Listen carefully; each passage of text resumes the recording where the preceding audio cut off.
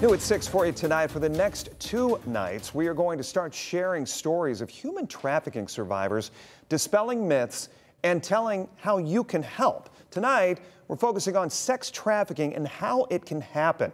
Kaylee Marentat, she has been working on these stories. She's joining us live in studio tonight. So Kaylee, you were recently at a human trafficking summit in Columbus, and that is where you spoke with survivors and those helping the survivors right now. So tell us a little bit more about it.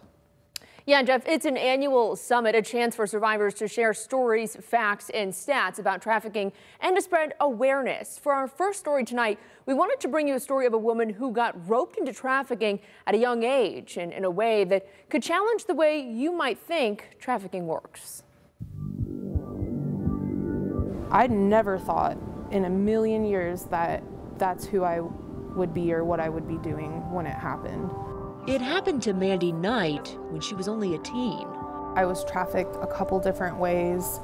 When I first started, it was more of like this business relationship between myself, my best friend from high school, and her new boyfriend. He made it seem like we were like a team, and the sex work piece was our part of the teamwork. But Mandy didn't see any of the money. It was years later when Mandy decided to get out, then into sex work. I experienced lots of abuse, sexual abuse, physical abuse. My jaw was broken. I had been stabbed.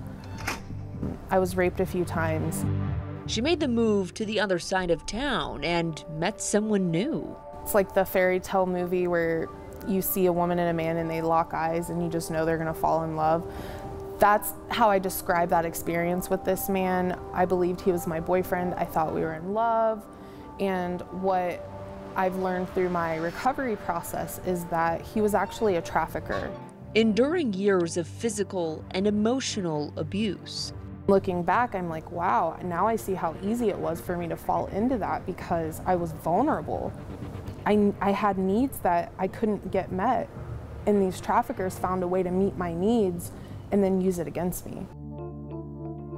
A life stemming from trauma and drug addiction, then unfolding through friendships and relationships. A story contrary to how some might think trafficking works. While getting abducted and thrown into a car does happen, it's not common. Concerned parents who think, I'm not going to allow my children into these public spaces out of fear that they'll be kidnapped into trafficking. However, the reality is that that accounts for about 3 to 5% of trafficking cases. With the real threat happening here. It's making it easier to recruit victims, it's making it easier to have those transactions happen, and it's making it easier for people to buy sex as well. It's so much more accessible than it was a generation ago. While the Glass City is home to train and highway systems, Toledo is just as much of a hotspot as Columbus and Cincinnati and Cleveland are. From 2007 to 2021, the National Human Trafficking Hotline identified 6,113 victims of human trafficking in Ohio. Ohio's in this unique ecosystem of being 500 miles from 2/3 of the United States and North America, really.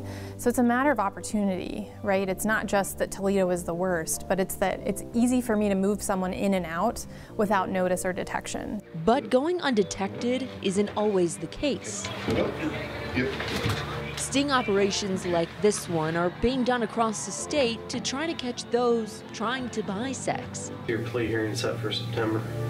I think the stereotype for solicitors is that it's often like people of means who are exploiting that they have wealth or access to be able to purchase sex and get away with it, right?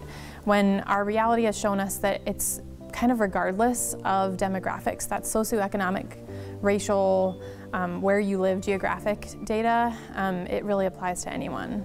It's been 7 years since Mandy left that life, still traveling the road of recovery, while helping those who have been and are being trafficked.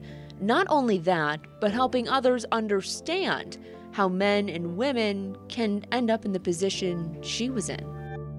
I just think that people should ask themselves what happened to this person to lead them to where they're at, instead of the judgmental thoughts that go through people's minds of like, I can't believe they're doing that, or how could you do that? No, what happened to you?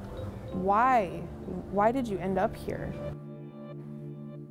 If you suspect someone could be getting trafficked, call the National Human Trafficking Hotline at 1-888-373-7888.